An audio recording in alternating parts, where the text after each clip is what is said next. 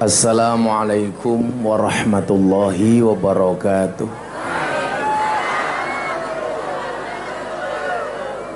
Alhamdulillahil qail a'udzu billahi samil alimi minasyaitonir rajim.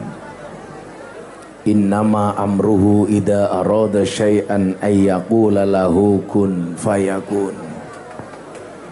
Allahumma salli wa sallim wa barik ala hadan nabiyil karim sayyidina wa maulana Muhammadin wa ala alihi wa ashabil mujahidin at-tahirin. Rabbi shrah li sadri wa yassir li amri wahlul 'uqdatam min lisani yafqahu qawli, amma ba'du.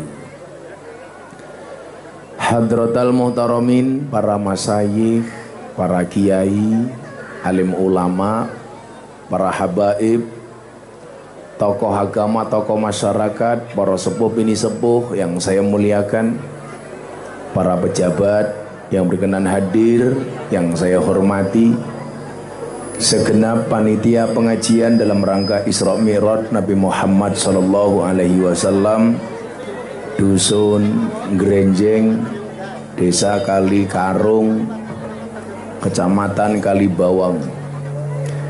Bapak Ibu warga masyarakat Kalibawang rahimakumullah. Makan pisang, minumnya susu. Hai orang Kalibawang, I love you. Alhamdulillahirabbil alamin. Siang hari ini kita semuanya bisa hadir di acara yang baik. Mudah-mudahan tidak hanya baik menurut manusia, tapi juga baik menurut Allah. Pengajian yang datang apa adanya, bukan karena ada apanya. Terlihat jelas pengajian ini apa adanya, karena juga tenda cuman kecil satu, kepanasan tanpa tikar, tapi disyukuri alhamdulillah. Permasalahannya adalah bukan apa fasilitasnya, tapi siapa yang ada di depan Anda. Walaupun tendanya cuma satu, pakai seng lagi, duduk kepanasan, tetapi suasananya adem. Kenapa? Karena panasnya matahari kalah adem dibandingkan wajahnya Gus Miftah. Alhamdulillah. Bapak Ibu yang saya muliakan, ngomong manusia paling adem tentunya adalah Kanjeng Nabi Muhammad sallallahu alaihi wasallam. Banser kalau ngomong Kanjeng Nabi pasti adem. Kalau lihat mbak-mbak penyanyi pasti panas. Nah, deg-deg ser matamu, deg-deg ser. Deg-deg ser. Ingat, pikiran yang kotor biasanya berangkat dari sesuatu yang bening. Betul? Kalau mbak-mbak penyanyi ini terlalu bening, karena kakean wedak. Tadi berangkat pengajian jam 8, dandan jam 4 pagi. Nganti alise kaya galengan. Nah, Bapak Ibu hadirin sekalian yang saya muliakan, peristiwa Isra wal Mi'raj adalah merupakan salah satu tanda-tanda kebesaran Allah. Karena dibandingkan para nabi sebelumnya, tentunya mukjizat yang dimiliki oleh Kanjeng Nabi itu terhitung biasa-biasa saja.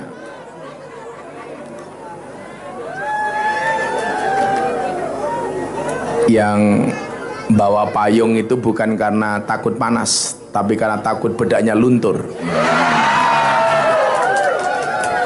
Saya doakan panasnya siang hari ini insya Allah menjadi wasilah sejuknya surganya Allah. Amin. Nah, maka karena mayoritas mukjizatnya Kanjeng Nabi itu biasa-biasa saja, Allah pengen memperlihatkan kepada kita bahwa juga ada mukjizat yang istimewa bagi Kanjeng Nabi Muhammad sallallahu alaihi wasallam. Nabi Muhammad didesain oleh Allah itu berbeda dengan nabi sebelumnya. Contoh misal umpamanya kita bandingkan dengan mukjizatnya Nabi Isa. Nabi Isa itu mukjizatnya terlalu terlalu banyak, terlalu sakti. Sehingga kemudian apa yang terjadi? Yang terjadi adalah Nabi Musa justru disembah oleh umatnya. Padahal yang namanya nabi itu tugasnya membawa risalah, bukan untuk disembah. Tapi karena Nabi Isa ini terlalu sakti, malah akhirnya disembah. Kenapa Nabi Isa terlalu sakti? Coba Anda lihat, apa bukti kesaktian Nabi Isa? Nabi Isa itu salah satu mukjizatnya apa Bapak Ibu? Bisa menghidupkan orang mati, bisa berjalan di atas air. Nah, umat-umat terdahulu ketika melihat kesaktian Nabi Isa, justru akhirnya salah jalan. Yang seharusnya Nabi Isa itu diikuti sebagai utusan Tuhan, Nabi Isa malah disembah seperti Tuhan. Itulah alasan kenapa Nabi Muhammad mukjizatnya dibuat biasa-biasa saja. Maka dikatakan dalam Al-Quran, Ana basarum mislukum, aku manusia seperti kalian. Maksudnya apa? Kalau lihat jeruk pasti ngiler.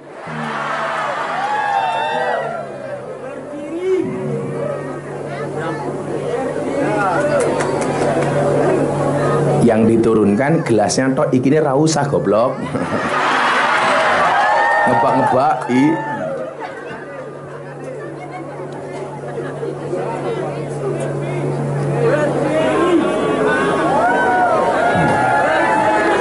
Nah Bapak Ibu yang saya muliakan, ana basarum mislukum itu maknanya apa?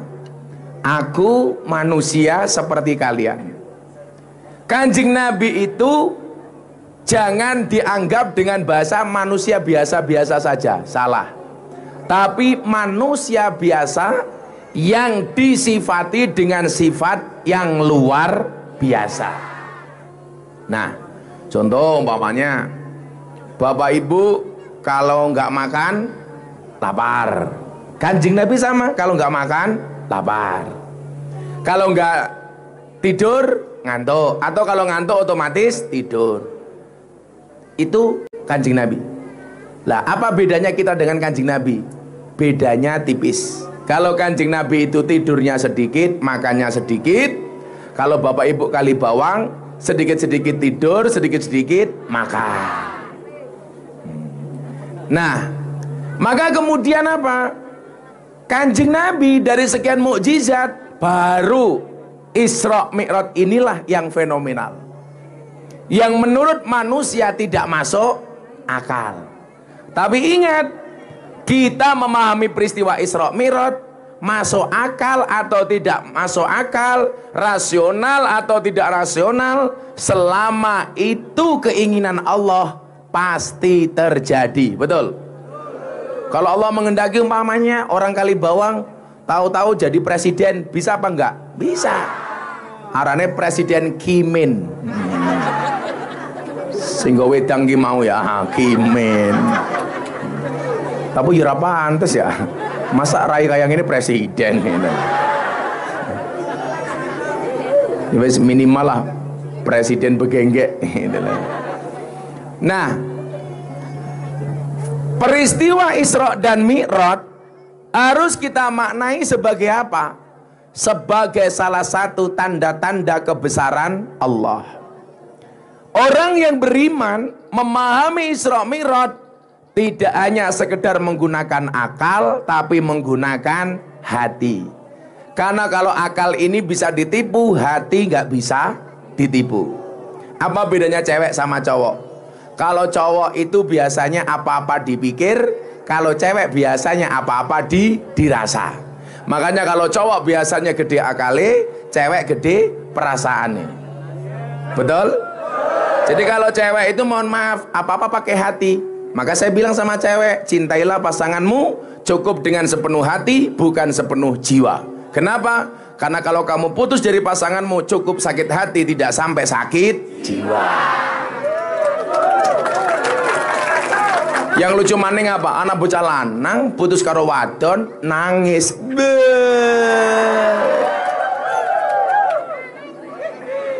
Maka ingat, selalu bawa hatimu, tapi jangan tinggalkan otakmu. Karena orang laki-laki itu kelebihannya di otak, perempuan kelebihannya di hati. Maka seharusnya yang gampang nangis itu cewek, bukan cowok. Kok ada cowok ditinggalkan cewek nangis, jangan-jangan cowoknya seperti jenenge siapa? Kimin.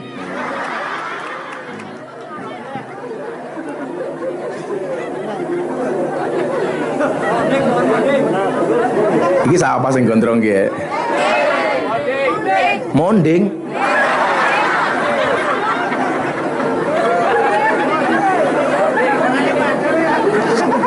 Jenenge wong kayak panganan ya. Nah, Bapak Ibu yang saya muliakan, memahami Isra Mi'raj harus dengan menggunakan hati. Itulah alasan kenapa orang belajar agama itu akal harus mengikuti hati atau hati yang mengikuti akal. Orang belajar agama itu hati yang mengikuti akal atau akal yang mengikuti hati? Akal yang mengikuti hati. Karena kalau akal itu bisa salah, pemikiran itu bisa salah, hati nggak bisa salah.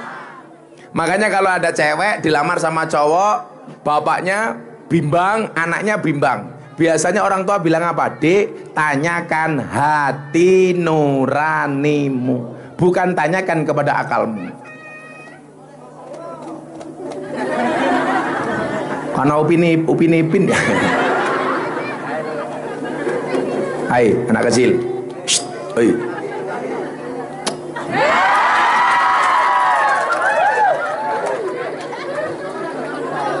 Ini gedenya kayak Sahrini loh. Salah-salah ya Sahrono. Nah, halah balani maning. Dia langsung jatuh cinta sama aku. Untune mong loro. Nah, Bapak Ibu yang saya muliakan, imamnya itu hati bukan akal. Makanya kalau akal itu bisa salah, hati gak bisa salah. Tapi banyak orientalis dan orang-orang barat yang gak percaya dengan peristiwa Isra Mi'raj, dan kita diminta untuk memberikan keterangan secara logis apakah peristiwa Isra Mi'raj itu bisa terjadi. Sekarang gini aja. Apa ya? Karek. Lagi viral lato-lato. Kalau lato-lato nih munding pasti wireng.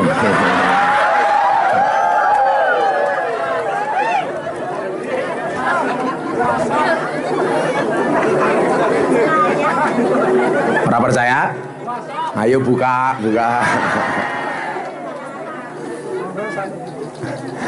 Nah, Bapak Ibu yang saya muliakan, ada semut naik mobil saya, ikut saya ngaji ke Kalibawang. Habis ke Kalibawang, nanti ke lokasi kedua di Ngepil. Terus kemudian ikut lokasi ketiga ke Sapuran. Terus malam ikut saya ke Kaliurang, Jogja. Jam 2 pagi nyampe pondok.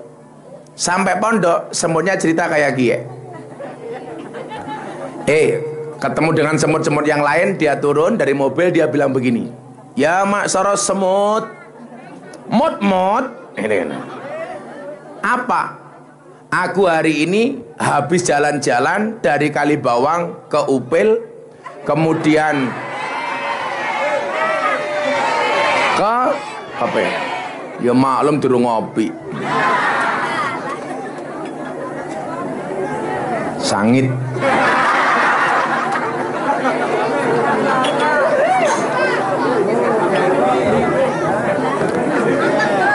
Pahit.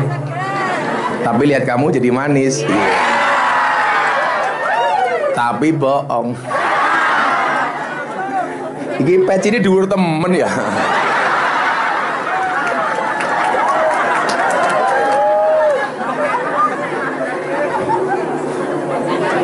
Yang tadi batin, iki peci apa kubah masjid?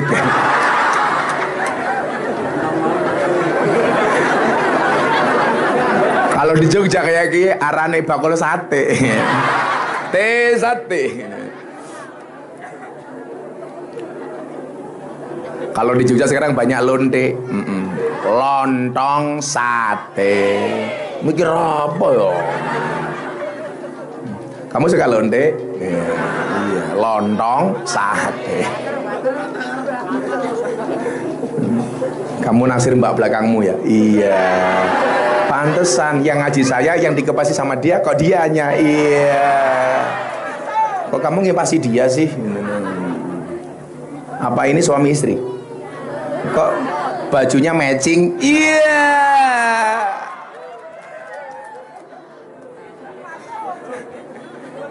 Kamu udah punya istri? Udah. Maka kalian harus optimis. Cowok-cowok yang jomblo. Kenapa? Coba lihat dia. Jelek saja laku.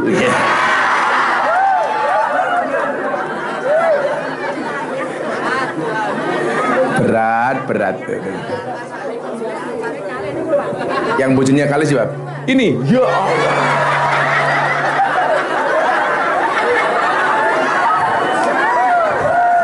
Aku besi iki loro.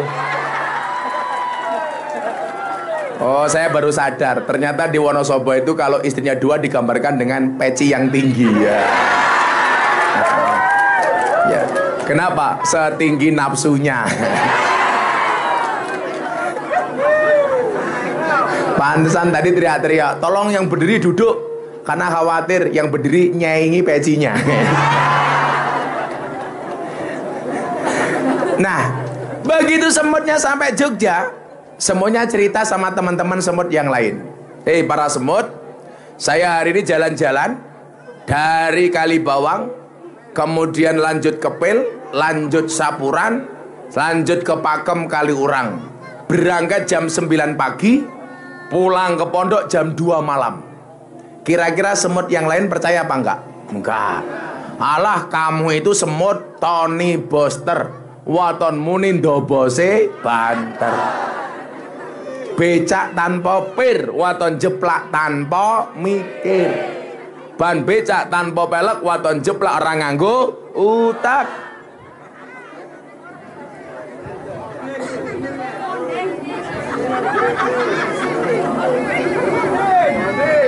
Kuwur-kuwur karo wingko, pecine dhuwur, bojone loro. Iya.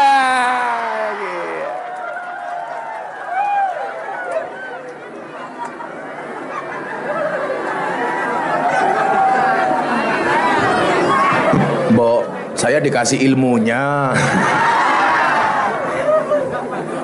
Ijazah Pak Lurah. Kalau uangnya banyak saya. Tapi istrinya banyak kamu. Kamu nikah 2 juga? Mau nikah 2? Jangan. Iya, sok-sok. Nah, semutnya jawab, kenapa kamu gak percaya? Saya dari Jogja Wonosobo kembali ke Jogja muter-muter dari jam 9 sampai jam 2 malam, bukan berjalan sendiri, tapi karena saya naik mobilnya Gus Miftah. Jadi masuk akal apa enggak? Masuk akal. Pertanyaan saya begini, Kanjeng Nabi itu dari Mekah ke Palestina, kemudian naik ke langit Sidratul Muntaha, itu atas keinginan Kanjeng Nabi atau keinginan Allah? Keinginan Allah. Kalau yang punya kuasa Allah, yang punya keinginan Allah, yang punya kemauan Allah, mustahil apa enggak? Enggak sama sekali. Maka tadi ayat yang saya bacakan di awal apa bunyinya? Innama amruhu idza arada syai'an ayyaqula lahu kun. Kalau Allah menunjukkan kun fayakunnya, tadi panas ya kayak gitu, sekarang menjadi dingin, betul? Kenapa? Karena mataharinya malu menatap wajahku. Adem, santai baik. Malah gayanya nganggo payung barang. Oh, anak kecil. Anak sing pecine dhuwur kayaknya kayak. Mereka arane siapa sih? Jenenge siapa? Ahmad Sapi. Ahmad Slamet. Oh, Ahmad Slamet. Ini panggilannya kalau kenalan sama cewek baru namanya siapa? Slam. Iya. Bukan selamat tapi slam. Nah, keren sekali kan? Slam. Meteng.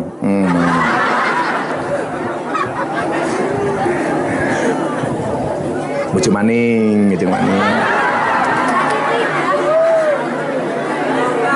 Bojone teka ge, bojone. Sing endi? Oh, kae ala kok cuwil kayak ngono ya. Dia malu. Yang penting akur ya. Yang penting rukun. Nah. Jadi kalau malam Jumat begini berarti Pak Slamet kalau nepeng pindo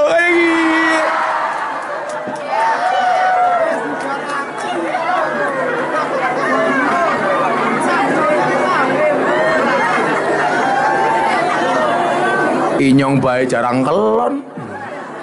Malah ketemunya penyanyi kemayu-kemayu kayak gini. Mbaknya udah menikah semua? Alhamdulillah. Yang mana yang belum?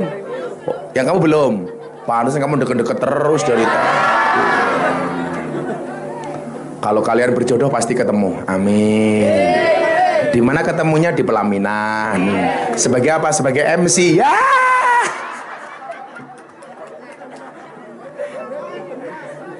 Siapa tahu yang naksir kamu malah yang menikahi Pak Ahmad Slamet, kan gak tahu.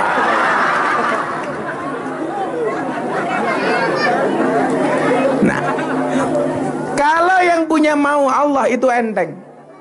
Nah, kondisi sekarang banyak orang yang lupa dengan keakbaran Allah,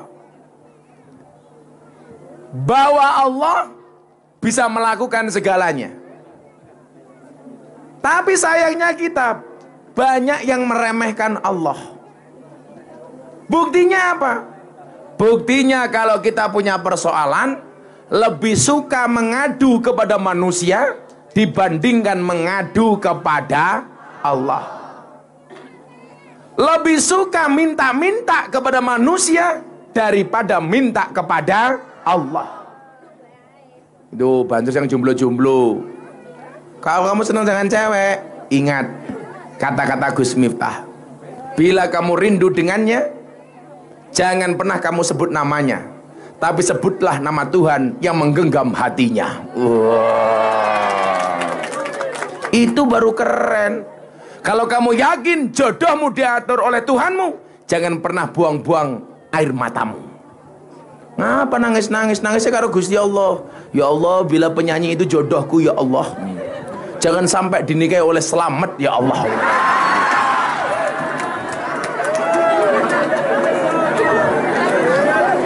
Kenapa? Karena Slamet culutak ya Allah, umpamanya kayak gini.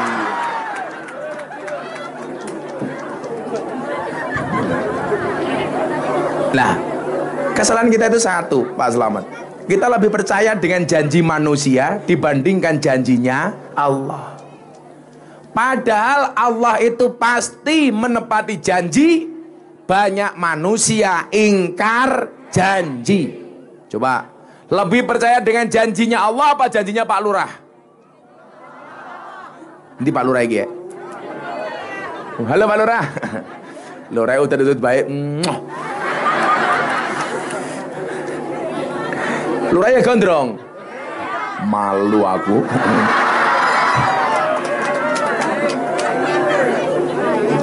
Sorry Pak Lurah, kita sama-sama gondrong.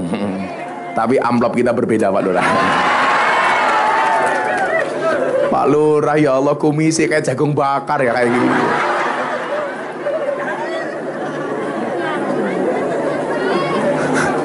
Tapi ibu-ibu kalau punya suami berkumis pertahankan.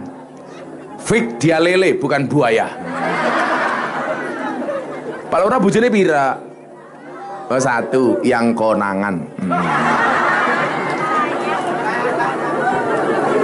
Masa kalah sama Selamat Pak Lurah? Pak Selamat pekerjaannya apa? Pak Kiai. Oh Pak Kiai.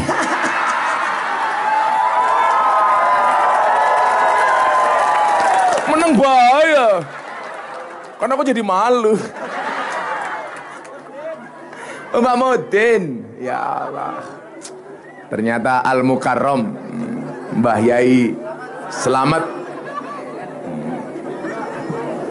yang beristri 2. Nah Bapak Ibu yang saya muliakan,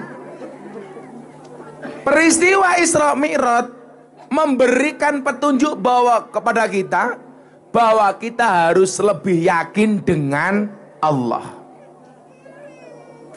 Maka kenapa dikatakan wa'bud rabbaka hatta ya'tiyakal yakin. Ketika kita punya masalah, kenapa kemudian kita jarang mendapatkan solusi? Karena kita belum percaya 100% dengan Allah. Kalau bahasanya orang Jawa masih apa? Masih mamang, masih ragu, masih syak, masih bimbang. Kalau kata Mondeng masih andilau, antara dilema dan galau. Mondeng udele katon ya. Udele katon. Aku ngerti paling jaluk duit. Saya tahu, pasti kamu minta kotak infak kan? Kelihatan. Kelihatan aja kamu kayak kalkulator. Sabar ya. Nanti insya Allah kotak infak akan kita keluarkan tepat jam 7 malam ya. Mondeng, udah lagi ya ditutup ya. Malah temen. Masa lah udele mbak ora apa-apa. Udele mondeng diler. Wes wetenge gedene ra umum. Wetenge aja gede-gede. Arane wong lanang wetenge gede, manuke cilik.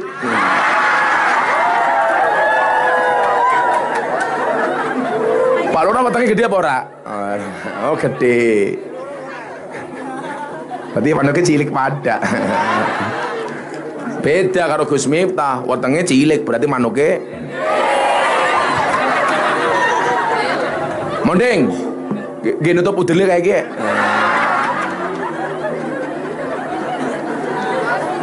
Mbak siapa namanya kamu yang belum menikah? Mbak Febri. Tahu nggak bedanya Febri sama jeruk? Jeruk mengandung vitamin C. Febri mengandung anaknya Monding. Ya.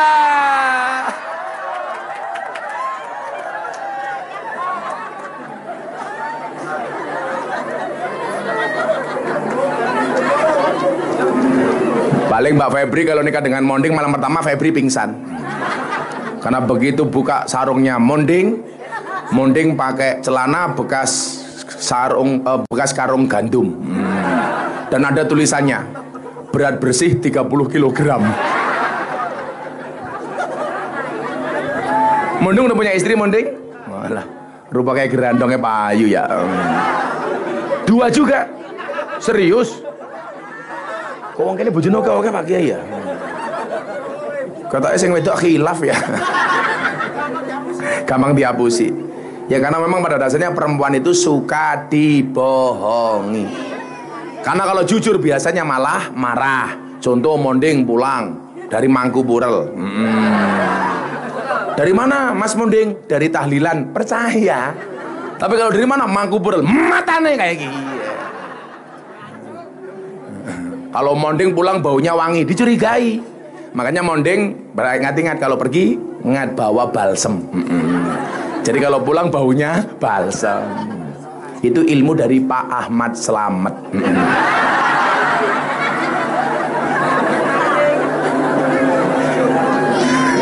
Nah Bapak Ibu, Kita tata hati kita supaya lebih yakin dengan keakbaran Allah. Sehingga apa? Yang Allah butuhkan itu cuma satu yang Allah minta. Kamu pasrah, kamu tawakal. Makanya dikatakan innallaha yuhibbul mutawakkilin. Allah itu cinta dengan orang-orang yang pasrah. Coba, jangan sampai kita menjadikan Allah hanya seperti ambulan. Tahu ambulan? Hanya dicari saat butuh saja. Kalau nggak butuh, lupa dengan ambulan. Tapi kalau butuh, dicari. Lah banyak di antara kita itu yang menempatkan Allah hanya seperti ambulan. Sehingga nyuwun sewu, kita hanya mengingat Allah sekedarnya saja. Padahal ibadah itu yang dilihat adalah konsistensinya, atau bahasanya adalah istiqomahnya. Nah kayak kamu, ini pasti istiqomah. Ikatan suami takut istri ketika di rumah. Kalau Pak Ahmad Slamet, ini Fatimah maunya. Apa itu Fatimah? Istri 4, satu rumah. Iya. Dan baru di sini pengajian dikasih lato-lato. Lato-lato ini cowok ilik, kayak lato-latonya Monding.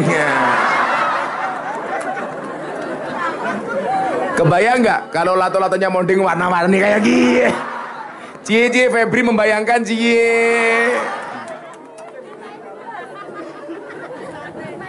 Apa bu? Saya itu nggak pernah dari kecil main macam-macam bu. Saya itu layang-layang nggak pernah mainan. Lato-lato juga enggak. Saya itu nggak suka mainan apa-apa. Mainan cewek matamu ngawur. Aku mainan cewek, sorry ya. Malah aku yang dimainin. Yeah. Karena aku terlalu imut. Kalau Monding ya amit-amit. Udelmu londeng ya Allah. Kalau gelar kayak ngono kalau. Lah udele seksi ra apa-apa.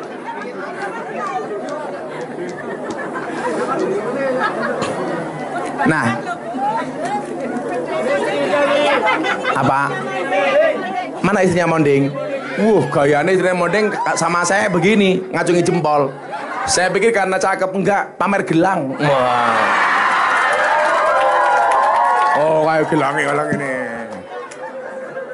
Jangan gelangnya kayak rantai babi kayak gitu banget. Monding sugih temen ya, bojone gelangnya oke ya. Mobilnya 4. Wah, ini maling dari mana ya? Monding pekerjaannya apa, Ding? Dagang, jual apa? Lato-lato. Ternyata dia jual ayam. Nah, Bapak Ibu yang saya muliakan, innallaha yuhibbul mutawakkilin. Allah itu suka dengan orang yang bertawakal, pasrah. Arane pasrah kayak gini, orang yang ngaji di atas bangunan, itu pasrah. Di bawah nggak dapat, ya pasrah di atas. Makanya saya bahas itu manung sapa kunyuk ya. Ternyata jamaah di atas. Muah. Itu juga di atas. Alhamdulillah. Yaudah, mohon bantuan infak pengunjung. Siap-siap. Mentok-mentok boy. Mbak makanya nyanyi. Ayo mangku burel. Ayo mana panitianya? Pak Ahmad Syamad. Mana? Apa kamu aja jalan sambil mangap? Gini.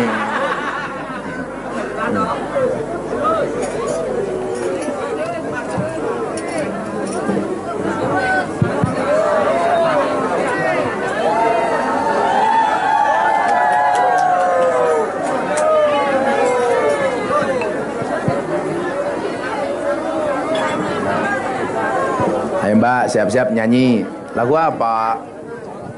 Biasanya lagu apa? Amang ada lagu judulnya Derek. Udah kamu nyanyi Joko Tingkir. Shallu ala Nabi Muhammad. Shallu alaihi.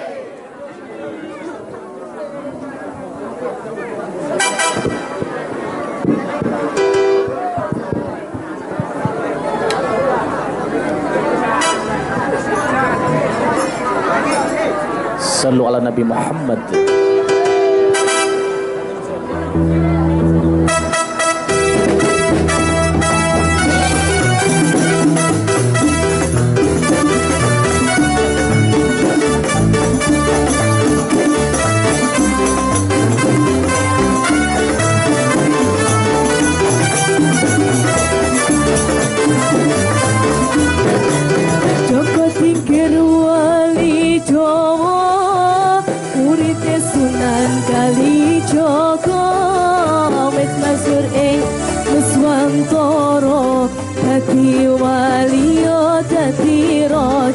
Dadi waliyo dadi raja lekendane Joko Tingkir Joko kakak sekep zikir satuhune yakin piatu bisa sukses teronom itu bisa sukses teronom itu Salatullah salamullah ala Toha Rasulillah Salatullah salamullah ala Yasin Habibillah ala Yasin Habibillah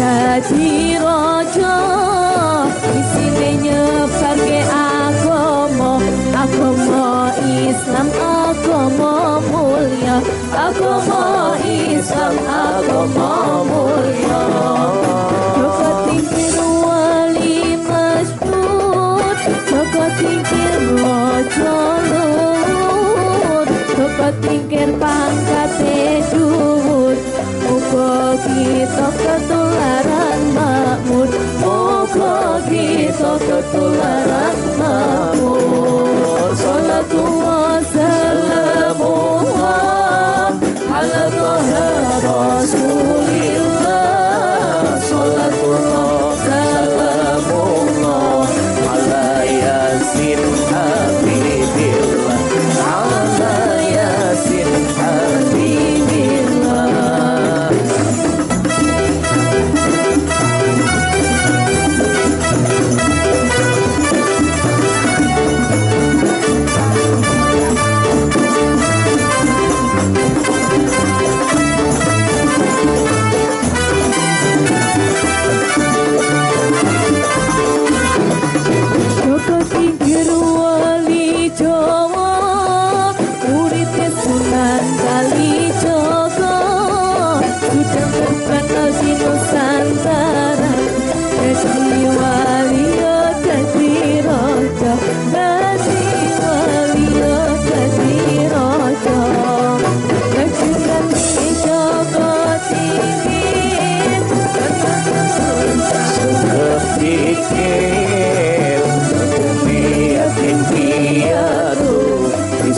sukses keronomi tubuh bisa sukses keronomi tubuh Salatullah salamullah ala Toha Rasulillah Salatullah salamullah ala Yasin Habibillah ala Yasin Habibillah Tawassalna bismillah wa bil hadi Rasulillah wa kulli mujahidin lillah bi ahlil badri ya Allah bi ahlil badri ya Allah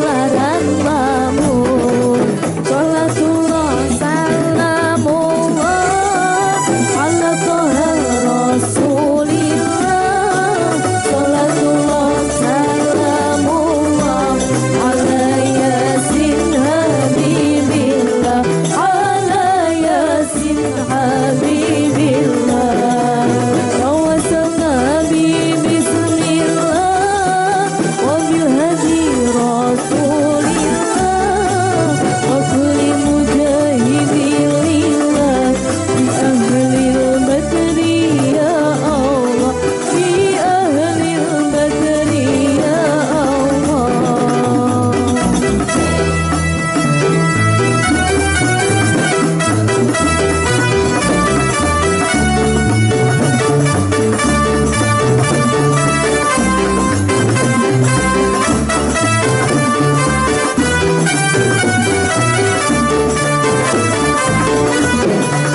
Joko tingkir wali Jawa urite Sunan Kalijaga wis masyhur ing Nuswantara dadi wali dadi raja dadi wali dadi raja legendane Joko tingkir Joko kagas regem zikir setuhune yatim piatu sosu karena mituhum bisa sukses karena mituhum salatullah salamullah ala taha rasulillah salatullah salamullah ala yasin habibillah ala yasin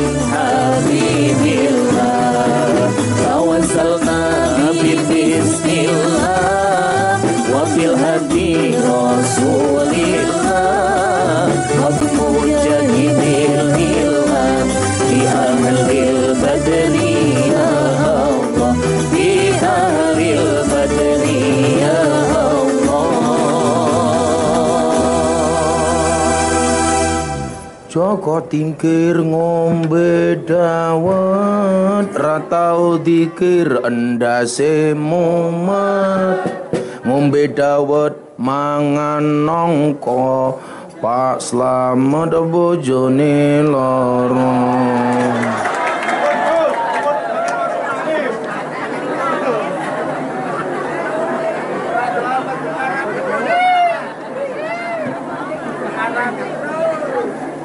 Monding cangkeme udut bae kae iki.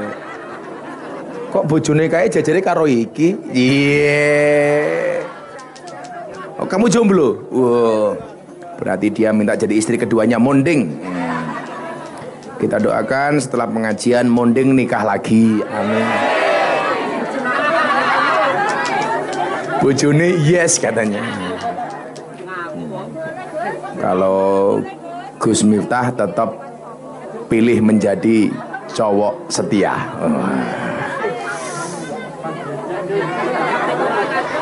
Siapa yang bilang setiap tikungan ada?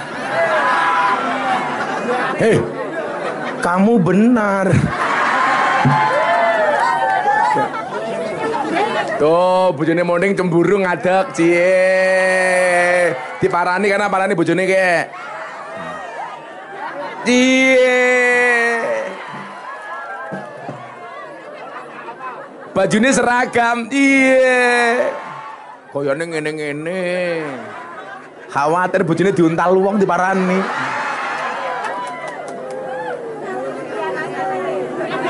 Iya anake. Kok anaknya ganteng ra kaya bapak nih ya? Aku curiga. Shallu ala Nabi Muhammad. Lanjut. Ya, 5 menit malih ya.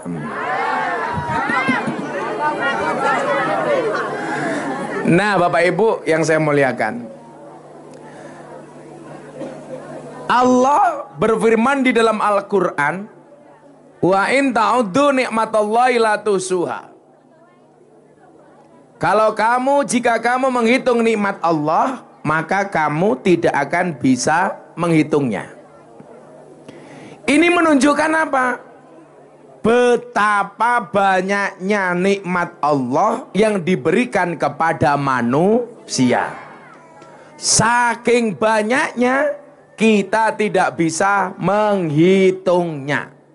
Coba, kalau ada orang cowok bilang begini, saya mau menikah sama kamu, tapi saya nggak punya apa-apa, itu jelas bohong.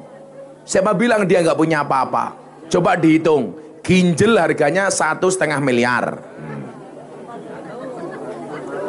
jantung harganya 2 miliar. Ada kemarin di Cina orang cangkok hati harganya 5 miliar. Berarti yang kamu miliki itu banyak. Kenapa kamu bilang nggak punya apa-apa? Coba kalau kamu bilang, aduh saya nikmatnya sedikit Gus. Siapa bilang? Tiap malam kamu kelon sama istrimu, kamu nggak pernah bayar sewa onderdil. Ayo gue. Emangnya kamu sewa bayar busi kan enggak? Kalau kamu saya bayar Gus, berarti nggak sama istri tapi sama purel. Iya. Bandungan. Nah, artinya apa? Kita seringkali melupakan nikmatnya Allah, padahal Allah begitu baik dengan kita. Dan kesalahan kita yang paling pokok adalah selalu saja menganggap nikmat itu wujudnya uang. Padahal nikmat itu tidak harus uang. Tadi panasnya kayak gitu, tahu-tahu hujan, ini juga nikmat. Minimal nikmat bagi saya supaya pengajiannya cepat selesai.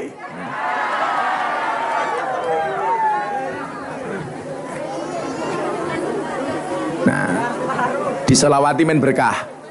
Allahumma sholli sholatan kamilatan selamat. Gak usah tabui, gak usah tabui goblok.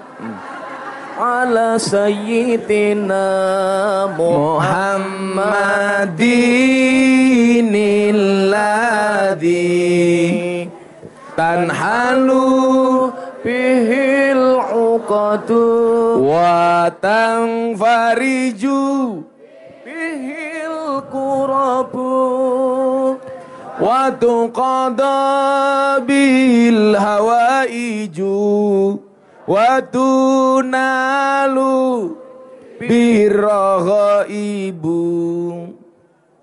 wa husnul khawatimi wa yustasqal amamu biwajil karim wala alihi washabihi fi kulli lam hati wa nafasim biadadin kulli lumilak. Sallu ala Nabi Muhammad. Saya mau tanya, hujan nikmat apa azab? Nikmat, karena hujan itu adalah rahmat. Rahmat bagi semua yang ada di muka bumi, bahkan yang ada di dalam bumi, termasuk untuk cacing, untuk apa, itu semuanya nikmat. Maka disyukuri alhamdulillah. Diselawati mandek alhamdulillah.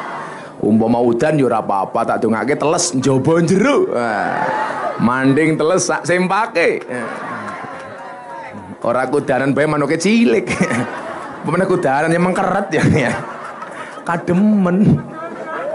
Ya Allah, tukang gitari lemu temen kayak ya Allah. Anak beduk nyekel gitar. Nah, kalau ngomong soal nikmat, Allah memberikan segalanya untuk semua hamba-hambanya, bahkan yang beribadah maupun yang tidak beribadah, bahkan yang beragama maupun yang tidak beragama. Kenapa? Karena innallaha yu'tid dunya man yuhibbuh wa man la yuhibbuh. Allah itu memberikan dunia baik kepada yang dicintai maupun yang tidak dicintai. Jadi yang disenangi sama Allah ya dikasih, yang nggak disenangi sama Allah, ya dikasih. Itu artinya apa? Berarti kekayaan harta itu tidak bisa didasarkan kepada ibadahnya. Karena kalau sampai nanti Anda melihat kekayaan berdasar pada ibadah, Anda pasti akan punya omongan seperti ini. Halah kae Mbah Mudin bendino ning masjid ya uripe kere. Umpamane anake Mbah Mudine. Endi wonge? Mbah Mudin. Endi wonge? Loh, Mudin kok wadon ya? Loh, bener di sini Mudinnya perempuan. Mudin itu lebih itu loh. Mbah kaum. Kae, masa Mudin wadon? Engko lak Mudine wadon sing mati Mudin kan bahaya. Kalau Mbah Mudin disandiki manuknya kayak gini ya bahaya. Mbah Mudin. Allah itu memberikan dunia kepada yang dicintai dan kepada yang tidak dicintai. Berarti apa?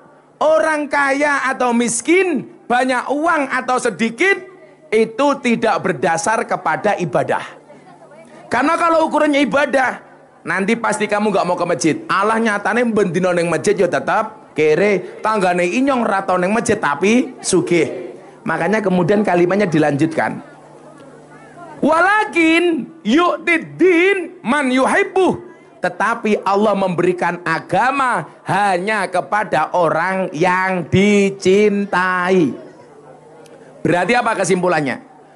Orang yang dikasih dunia belum tentu dicintai oleh Allah. Tapi yang dikasih agama pasti dicintai oleh Allah. Ini supaya nggak salah Pak. Ini nanti kaitannya dengan Isra Mi'raj itu. Saya nggak mau tolok ukur seseorang kaya atau miskin, Anda beransumsi itu berangkat dari ibadah.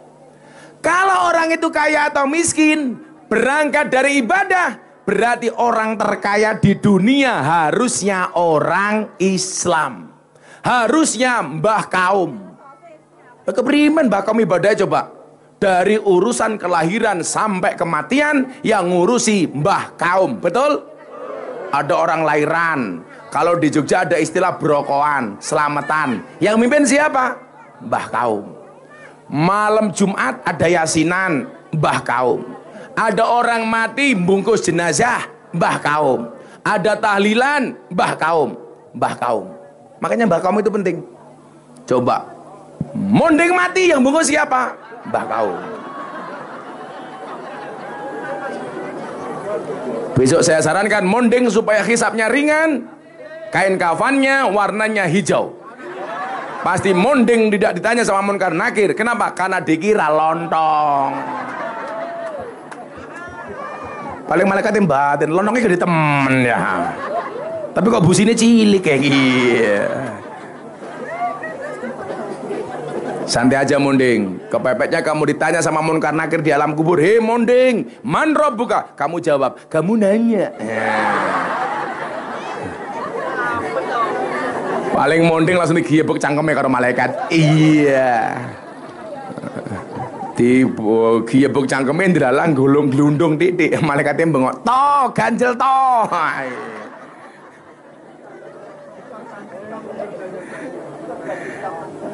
Korban TikTok.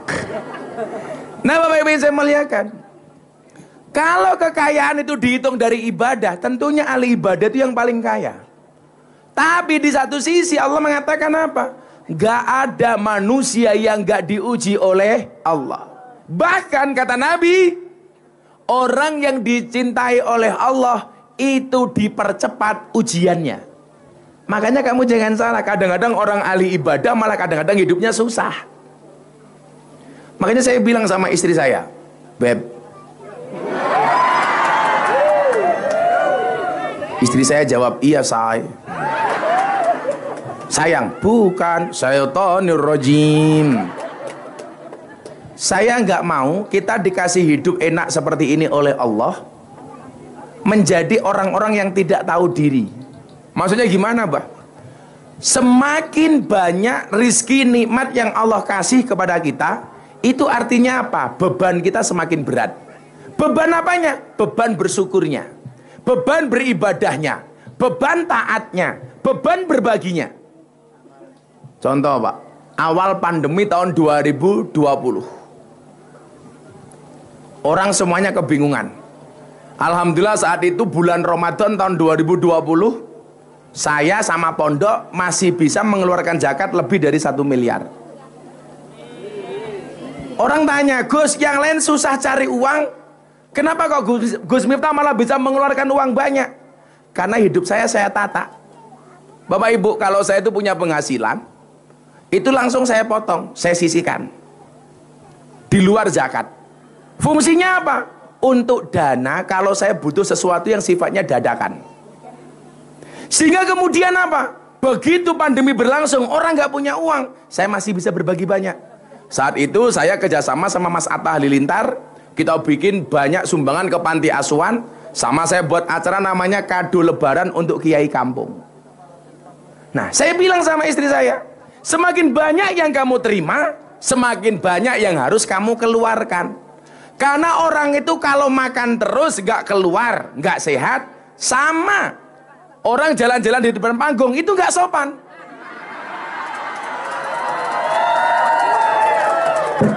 Siapa? Cahiki.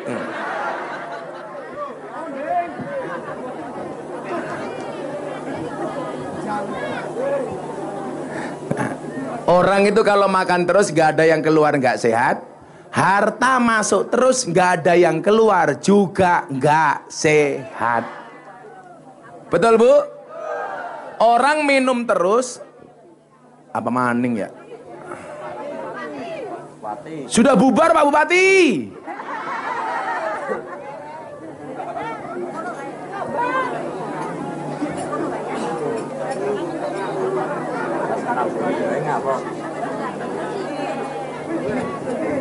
Ya udah duduk aja, ngapain? Katakan bupati kayak katakan Israel. Ya biasa-biasa baik. Woi, Banser, lemu ngadek iki keprim. Mari kita akhiri pengajian kita siang hari ini. Potong matane.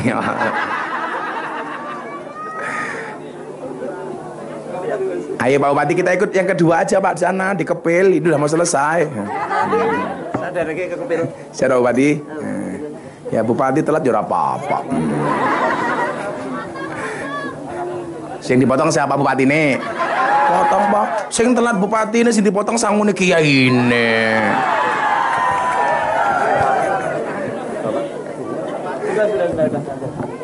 Alhamdulillah. Ini bupatinya punya utang sama Gus Miftah. Besok ulang tahun Wonosobo mau ngundang Gus Miftah.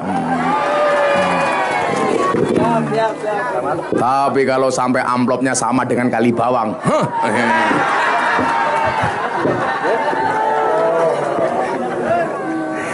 Masya Allah.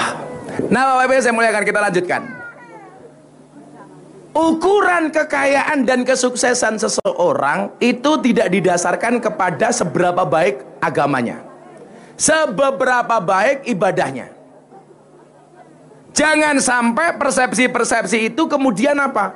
Ini ibadahnya banyak kok miskin, ini nggak beribadah kok kaya.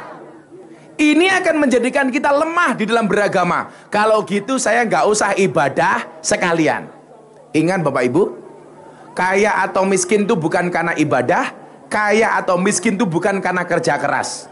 Karena kalau kaya atau miskin karena kerja keras, seharusnya yang paling kaya itu siapa? Kuli bangunan. Siapa yang paling kaya? Tukang becak.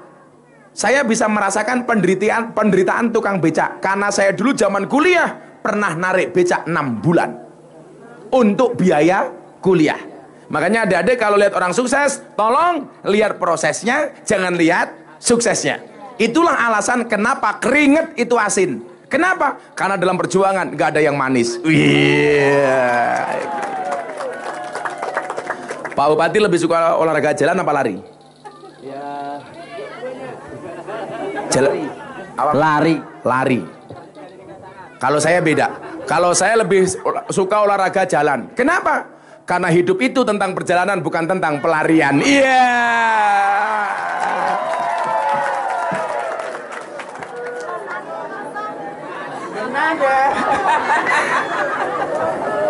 Kalau saya untuk apa lari? Kalau di garis finish nggak ada kamu. Iya.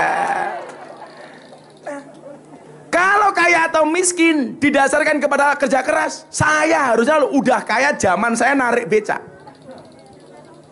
Saya narik becak 6 bulan, Pak. Loh, nggak percaya? Saya dulu narik becak pernah. Jualan di alun-alun utara pernah. Peniti, jepet pernah. Cuci piring di hotel pernah. Lah kurang ajar. Lah senggol gigi uang kembali kuwi banci goblok. Malah kena gigi uang kembali cangkeme. Langsung banci ini jawab, "Oh ya, ngono matamu."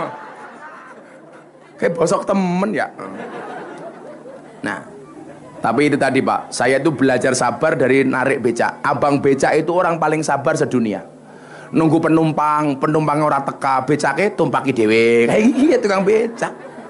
Saya pernah narik becak, becaknya ditabrak mobil, dier, becak saya rusak. Saya nggak marah Mas, hanya nyanyi lagu India. Matane.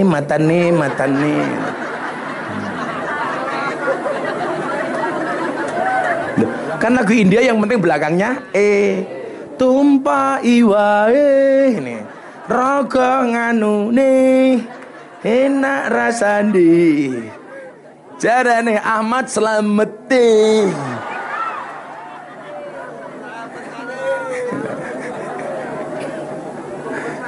Langsung Pak Slamet jawab, "Oh Kiai ini matane."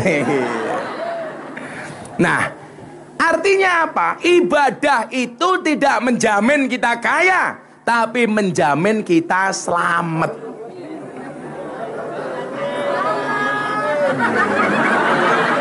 Pak Slamet ini Pak Bupati belakangnya ini.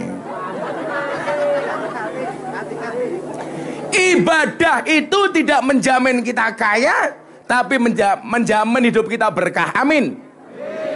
Loh, sekarang buktinya banyak orang kaya yang hidupnya tidak berkah karena tidak kenal ibadah.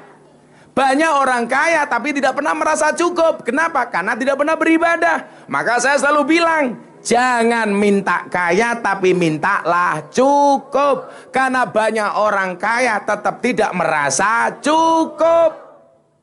Satu. Yang kedua, jangan minta senang, tapi mintalah tenang. Karena banyak orang senang, hatinya tidak tenang. Kalau hari ini jelas, mudah-mudahan kita semuanya senang, hatinya tenang. Ya senang tenang, mau nonton kiai gantengnya kayak kiai.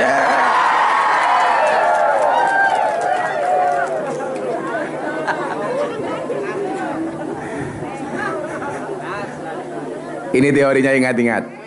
Jangan minta kaya, tapi minta cukup. Karena banyak orang kaya merasa kurang dan tidak pernah merasa cukup. Kalau merasa cukup, apapun pemberian dari Allah itu kita terima dengan senang hati. Karena nyuwun sewu, wa ita'adzana rabbukum la ing syakartum la azidannakum, itu menuntut kita untuk senang apapun nikmat dari Allah, berapapun jumlahnya. Karena kalau senang pasti dikasih lagi. Contoh, saya pulang, anak saya kecil, tak kasih jeruk. Anak saya bilang, "Oh bah, saya senang dengan jeruknya." Kira-kira saya besok pulang bawa jeruk lagi apa enggak? Bawa.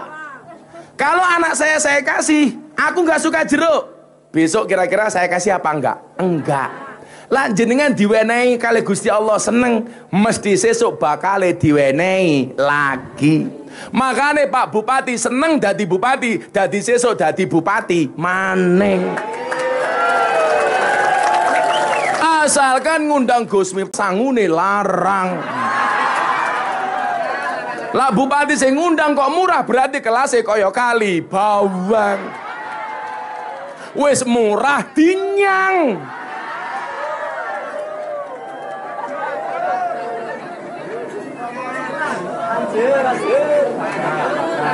Barang siapa senang ditambah.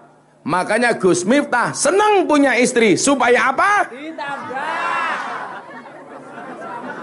Bukan ditambah istrinya, tapi ditambah berkahnya. Emangnya selamat.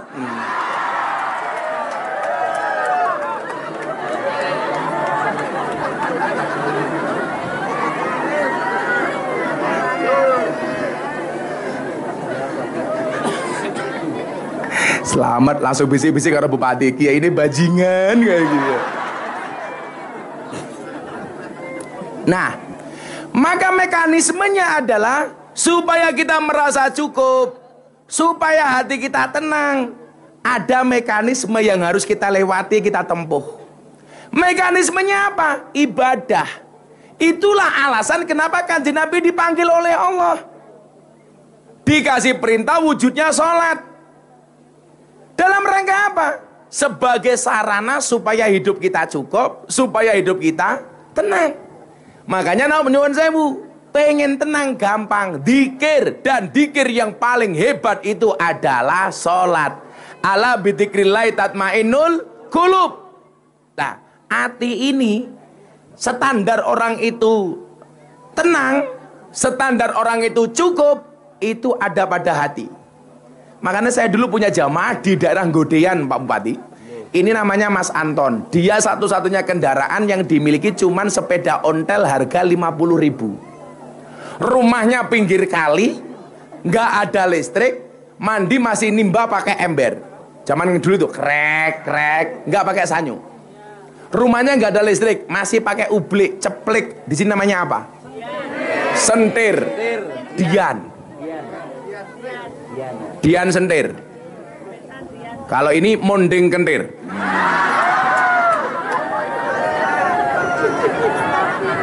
Monding ini wajahnya preman, hatinya preman tenan. Hatinya beriman. Bodinya Rambo, hatinya Romeo. Iya. Bodinya atletis, hatinya Teletubbies. Iya. Berpelukan matamu berpelukan. Nah, ternyata apa?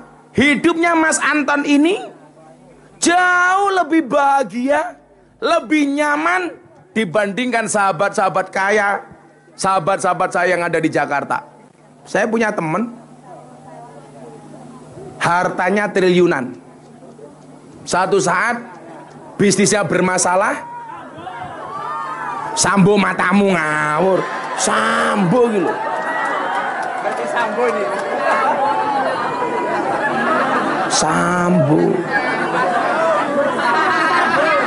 Sambo itu Clear, Pantene, Sunsil, itu sambo.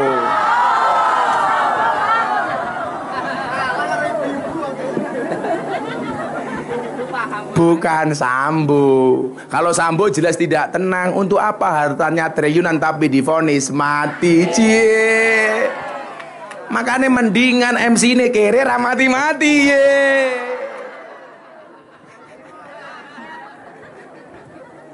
Cangkemnya sambo ya. Nah,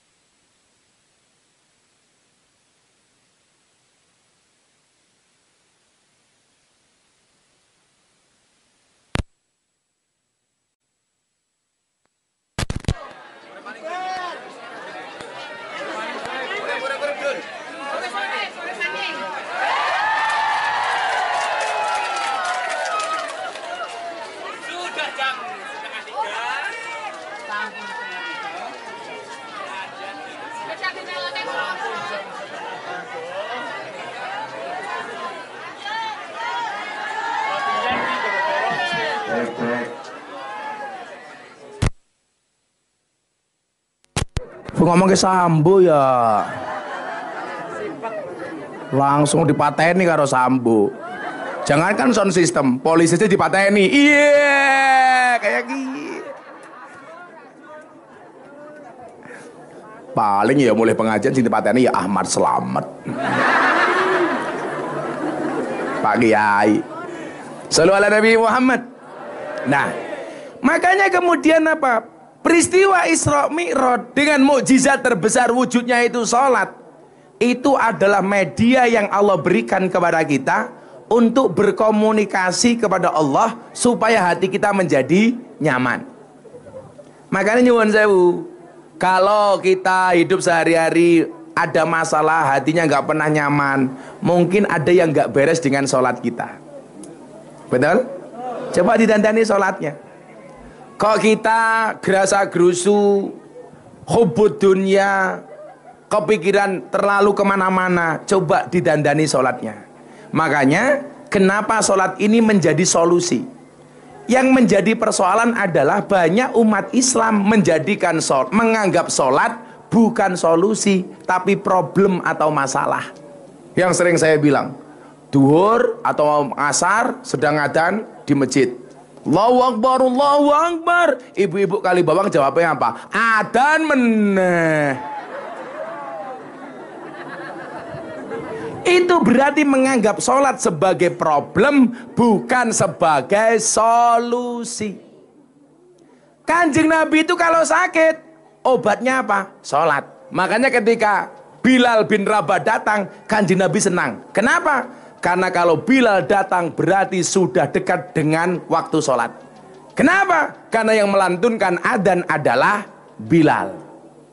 Kalau kita sebaliknya, karena sakit, dengar adzan, cuek dengan adzan. Nabi Muhammad waktunya hidup itu hanya untuk nunggu waktu sholat. Kalau kita kan enggak, sedang beri kerja, waktu sholat datang, sholat dianggap problem. Jangan sampai Pak Bupati sedang rapat dengan Forkompinda, dengar adzan dianggap problem. Makanya lucunya orang apa? Banyak orang takut ketika dipanggil Bupati tidak datang, tetapi tidak pernah takut ketika dipanggil oleh Allah. Seolah-olah bupati lebih berkuasa dibandingkan Allah.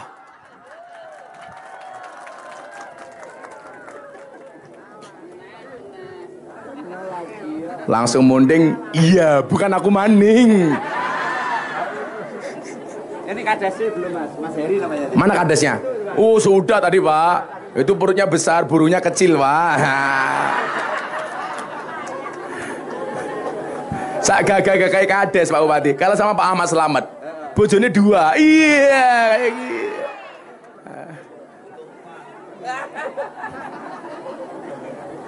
Kali karo ngundang Gus Miftah, kades Heri lumayan gagah. Ono gajah adus ning beli, najan gagah manuke.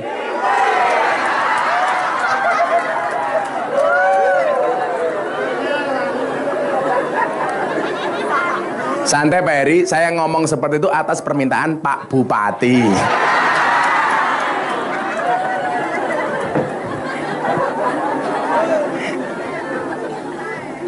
Nah, itulah kenapa kemudian Imam Al-Ghazali mengatakan hati itu sebagai Al-Hatif Ar-Rabbani, telepon ketuhanan.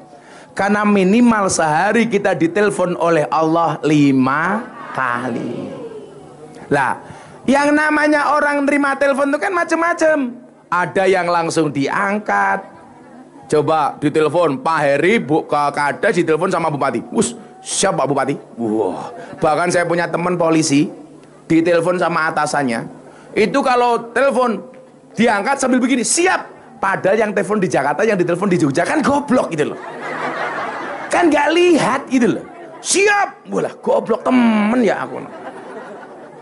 Makanya mbak-mbaknya kalau menikah, menikahlah dengan polisi. Iya, karena kalau kamu menikah dengan polisi, apapun permintaanmu pasti jawabannya cuma satu, siap 6, 86. Mas tumbas ke dawet, siap dan 86. Malam Jumat kelon, siap dan 86 gitu.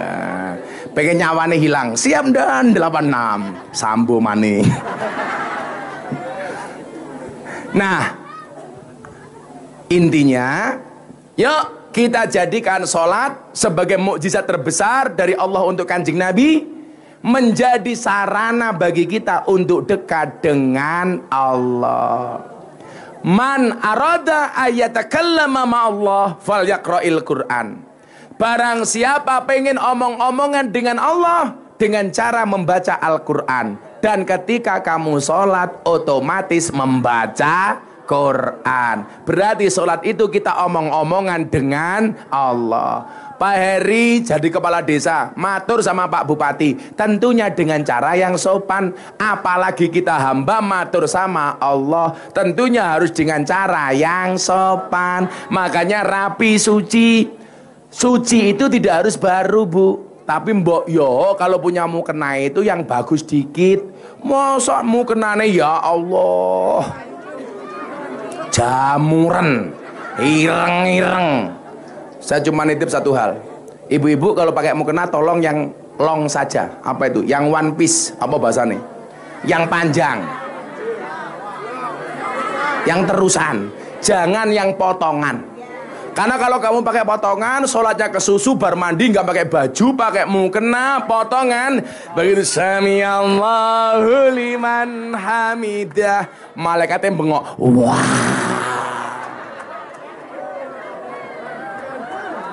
Bahaya. Bukan gandul-gandul, kewer-kewer. Sapa bojone monde?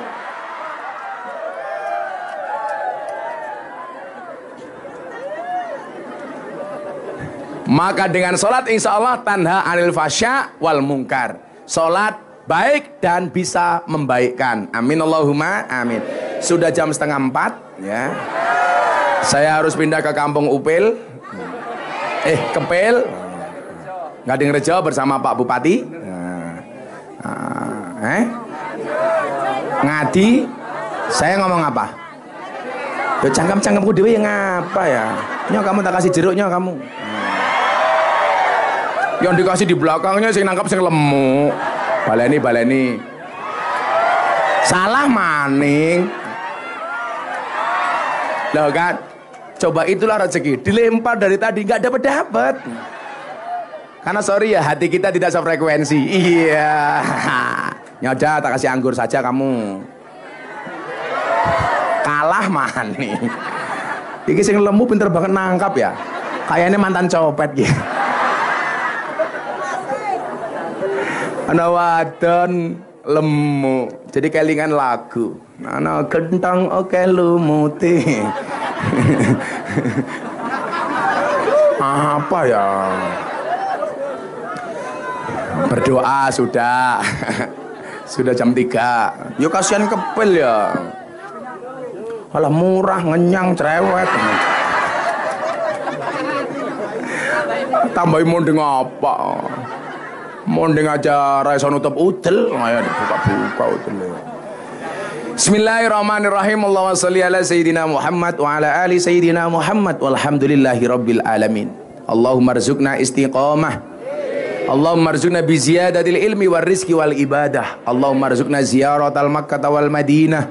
Allahumma rzuqna dzurriyyatan thayyibah. Allahumma rzuqna alan sakinatan mawaddatan warahmah. Allahumma rzuqna bi alfi quwwah. Allahumma rzuqna bi alfi barakah. Allahumma rzuqna bi alfi karamah. Allahumma rzuqna min ahli sunnah wal jamaah. Allahumma rzuqna bi husnil khatimah wa na'udzubika min su'il khatimah wa adkhilnal jannata mal abrar ya azizu ya ghafar ya rabbal alamin walhamdulillahi rabbil alamin. Sedaya panitia matur nuwun Pak Bupati rawuhipun. Assalamualaikum warahmatullahi wabarakatuh.